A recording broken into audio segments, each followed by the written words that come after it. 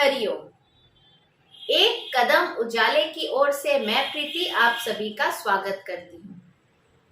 स्वामी विवेकानंद जी कहते हैं कि वेदांत पाप की बात स्वीकार नहीं करता, वेदांत भूल को मानता है और उसके अनुसार हम सबसे बड़ी भूल तब करते हैं जब हम बोलते हैं कि हम तो बहुत कमजोर हैं, हम तो बहुत दुखी जीव हैं, मुझ में तो कोई शक्ति ही नहीं, मुझ में तो कोई ताकत ही नहीं कि मैं कुछ कर सकूं।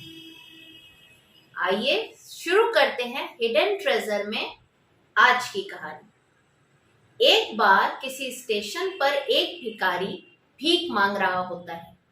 उसके पास पेंसिल से भरा एक कटोरा रहता है।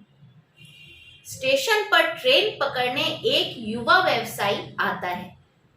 इस भिखारी को देखता है, 50 रुपए उसके कटोरे में डाल देता है और जाकर ट्रेन में बैठ जाता है।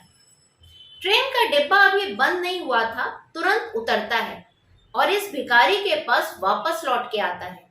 उसके कटोरे में से 5 पेंसिल उठाता है और कहता है कि मैं भी व्यवसायी हूँ और तुम भी व्यवसायी हो, मैं ऐसे कैसे तुम्हें पैसा दे दूं?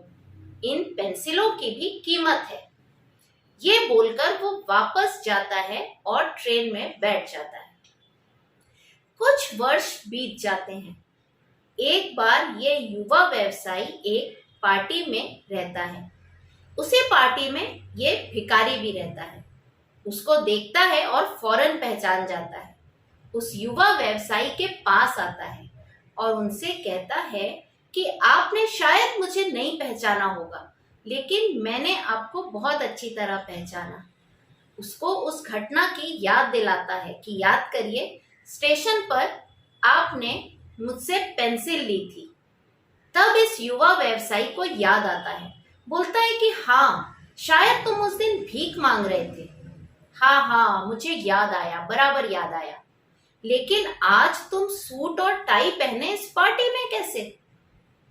तब ये बोलता है कि उस दिन आपने मेरी जिंदगी बदल दी। आपने मुझे वो ना सम्मान दिया और वो सोचने पर मजबूर किया जो मैंने अपने बारे में पहले कभी नहीं सोचा था।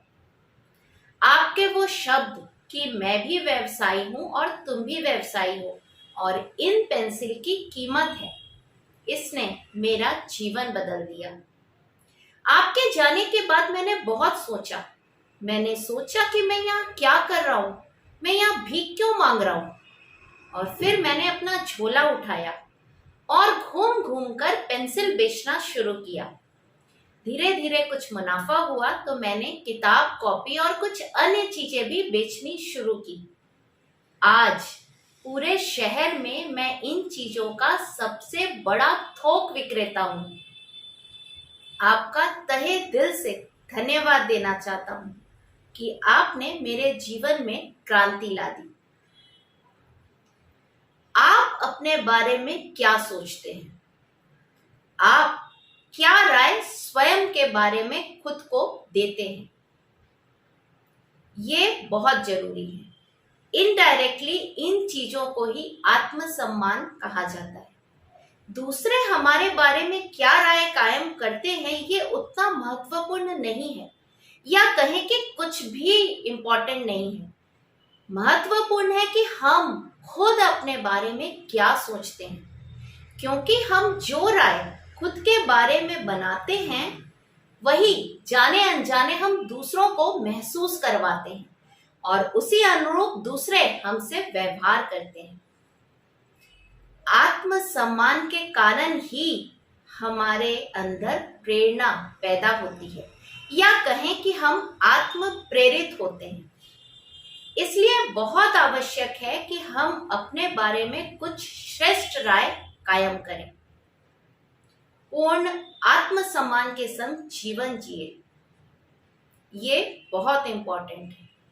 तो आज से हमेशा अपने बारे में एक श्रेष्ठ राय बनाइए।